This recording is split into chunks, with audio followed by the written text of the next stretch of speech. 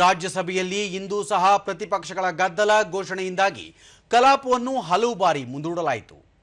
ಸಂಸದೀಯ ವ್ಯವಹಾರಗಳ ಸಚಿವ ಕಿರಣ್ ರಿಜಿಜು ಸದನದ ನಿಯಮಾವಳಿ ಉಲ್ಲಂಘಿಸಿ ಸದಸ್ಯರು ವರ್ತಿಸುತ್ತಿರುವುದು ಸರಿಯಲ್ಲ, ಪ್ರತಿಪಕ್ಷದ ನಾಯಕರು ಸೇರಿದಂತೆ ಹಲವು ಸದಸ್ಯರು ನಿರ್ದಿಷ್ಟ ನಿಯಮ ಉಲ್ಲಂಘಿಸಿ ಗದ್ದಲ ಉಂಟು ಮಾಡುತ್ತಿದ್ದಾರೆ ಎಂದು ಆರೋಪಿಸಿದರು.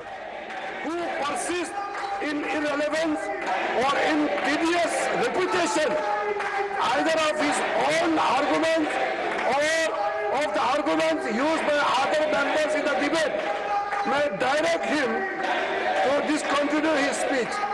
हर दिन खड़गे जी खड़े होते हैं, जो लिख के लाते हैं सेम चीज पढ़ने लग जाता है.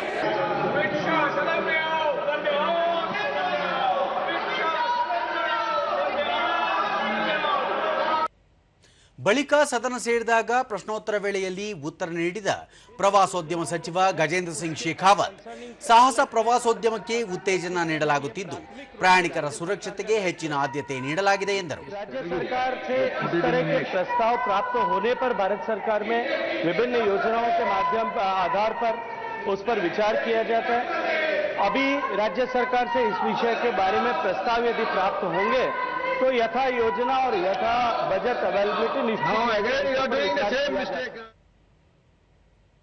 ಹಣಕಾಸು ಸಚಿವೆ ನಿರ್ಮಲಾ ಸೀತಾರಾಮನ್ ವಿನಿಯೋಗ ಅನುದಾನ ಸಂಖ್ಯೆ 3 ತಿದ್ದುಪಡಿ ಮಸೂದೆ 2026 ಮಂಡಿಸಿದರು.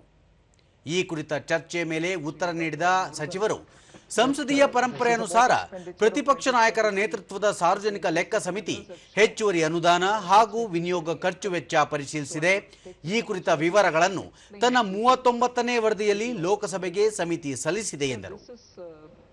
The demand for excess grant for expenditures undertaken in the year 2023 on just 2 counts, and these 2 counts were part of what the Public Accounts Committee in its 39th report presented to the Lok Sabha this year in April.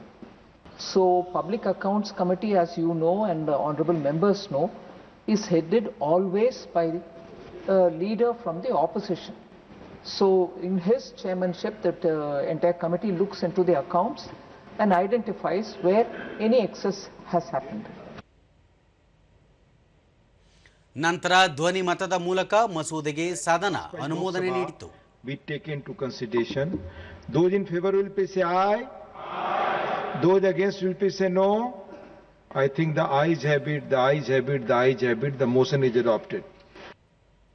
ಬಳಿಕ ವಿಶೇಷವಾಗಿ ಗಮನ ಸೆಳೆಯುವ ಚರ್ಚೆಯ ಅವಧಿಯಲ್ಲಿ ಕರ್ನಾಟಕ ಸಂಸದ ಲೆಹರ್ ಸಿಂಗ್ 2023ರಲ್ಲಿ ಕರ್ನಾಟಕದಲ್ಲಿ ಜಾರಿಯಾದ guarantee ಯೋಜನೆಗಳಿಂದ ಜನರಿಗೆ ಹೆಚ್ಚಿನ ಹೊರೆಯಾಗಿದ್ದು ಬಜೆಟ್ನ ಕಲ್ಯಾಣ ಕಾರ್ಯಕ್ರಮಗಳು ಕುಂಠಿತವಾಗಿವೆ, ಹಲವು ಇಲಾಖೆಗಳಿಗೆ ಅನುದಾನ ಕಡಿತವಾಗಿದೆ ಎಂದು ಆರೋಪಿಸಿದರು. ಗೃಹಲಕ್ಷ್ಮಿ ಯೋಜನೆಯಡಿ ಫಲಾನುಭವಿಗಳ ಖಾತೆಗೆ ಹಣ ಪಾವತಿಯಲ್ಲಿ ಸಾಕಷ್ಟು ಅಕ್ರಮ ನಡೆದಿದ್ದು ಮೃತಪಟ್ಟವರ ಹೆಸರಿನ ಬ್ಯಾಂಕ್ ಖಾತೆಗೂ ಹಣ ಜಮೆಯಾಗಿರುವ ಬಗ್ಗೆ ತನಿಖೆ ಅಗತ್ಯ ಎಂದರು. should tell us about the importance of creating a foolproof list of welfare beneficiaries. The opposition has been objecting to the Election Commission's SIR process, but this guarantee related episodes should pressure up to the urgently clean up both voter list and welfare list. Can the central government create a share with all state governments a standard of continuous verification protocol for maintaining the sanctity of beneficiary list? ಬಳಿಕ ವಿವಿಧ ವಿಷಯಗಳ ಪ್ರಸ್ತಾಪದ ನಂತರ ಸಭಾಪೀಠದ ಸ್ಥಾನದಲ್ಲಿದ್ದ ಘನಶ್ಯಾಮ ತಿವಾರಿ ಕಲಾಪವನ್ನು ನಾಳೆಗೆ ಮುಂದೂಡಿದರು.